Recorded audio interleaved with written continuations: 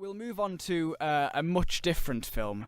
When Marnie Was There, the new and possibly final Studio Ghibli film. But first... Possibly final. Possibly. But we'll hear a clip. I need to get back. At this hour, I'm usually tucked up in bed asleep. Come on, I'll row you back. So it actually was your boat? Of course. I left it for you on purpose. But I thought you'd be able to row a little better. Honestly, I thought I could too. You know, you're my precious secret. I haven't told anyone about you, and I never will. If someone finds out, they'll only spoil it. Please, Anna, promise me something. That will remain a secret. Forever. Forever.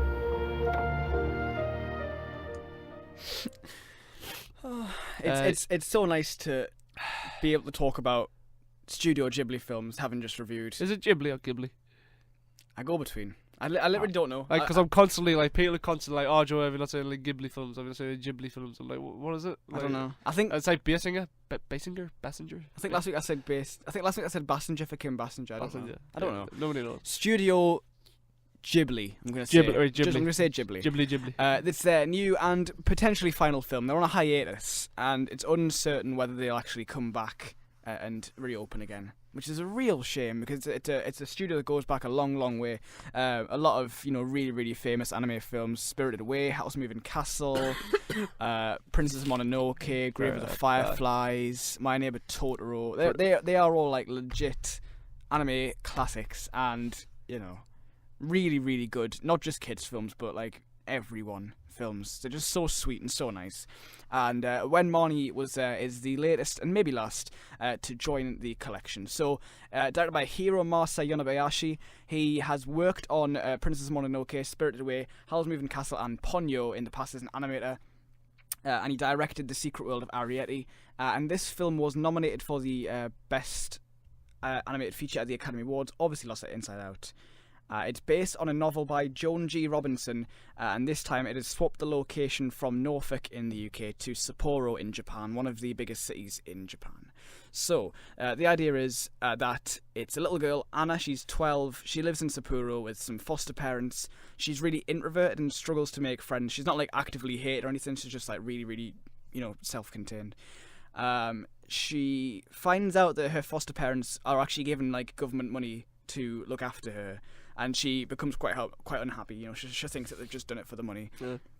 And it really all sort of gets to her at one point. She has an asthma attack in school, and her foster parents don't know what to do. I think her foster mother is Geena Davis in the dubbed version, which I watched. Probably. I mean, I think she's done a lot of voice work now. And John C. Reilly's in it as well.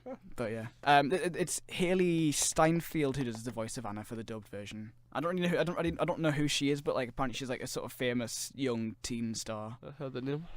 Anyway, so she goes to live with some relatives for the summer of her foster mother at a rural seaside town. Her new guardians, Setsu and Kiyomasa, care for her a lot, but they sort of let her do her own thing. They realise that she's got to go out and get some fresh air. And she becomes interested in this abandoned mansion, like surrounded by a marsh. And it seems like familiar to her, but she doesn't know why. So she goes and explores, she has a look around. She gets stuck on the marsh because the tide comes in, and a silent man in a fishing boat has to come and like pick her up and take her across. And he's this sort of sweet, unassuming man. That night when she goes to sleep, she dreams of the mansion, and she sees a blonde girl in a blue sailor suit in the window, getting her hair brushed by an old woman. She meets the girl the next day, who she finds is called Marnie. Their friendship grows. They discover more about themselves and each other as a result.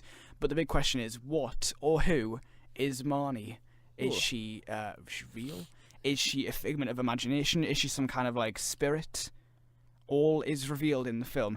The thing I like about it so much is obviously that Studio Ghibli, they always make films that are, Ghibli. I don't know.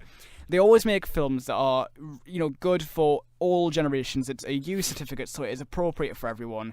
I mean, it's an emotional and sometimes very dark film. So when I say it's appropriate, I mean there's nothing in there technically that could harm or offend, but it's possibly it's your jurisdiction as parents or whatever you are. What are you doing? Peel, Joel's just like pulled his shirt down to start peeling skin. peel 'em, man. I feel you pain.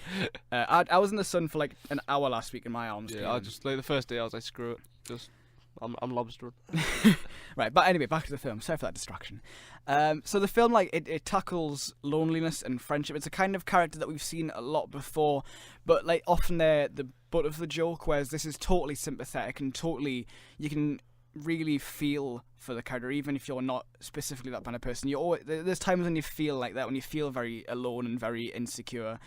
And it's nice to see a friendship that like it's just two girls of the same sort, and they really get on and unlock parts of each other that they haven't discovered for themselves.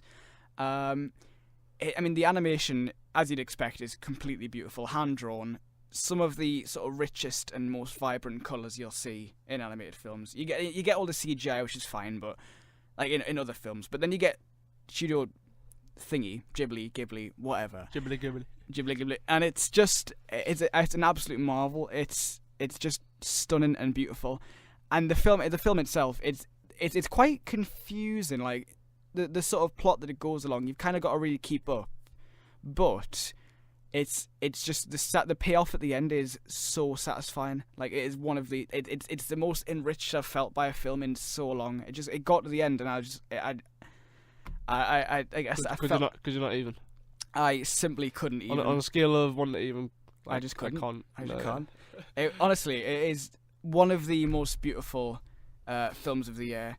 On a second watch, it might be one of my favourite Ghiblis that I've seen. I love what they call it, Ghibli. And by the end, I had like tears in my like, and you can just feel it in your throat. You can feel the lump coming on. You're like, oh no, here it is. And then that was before the big reveal as well. And then the big reveal kit, and I was just like, this is just beautiful. I can't believe how beautiful this is. It's just stunning. It's really, really beautiful. I know, Joe, you're not really like an animation person. No. You're not like a 2D Simpsons character, but like, I think you should give this one a try because it's really nice. I've still got a few Ghibli films to watch when I get down to them. I've pretty much only seen Princess Mononoke in full, which I really enjoyed. It really is terrific.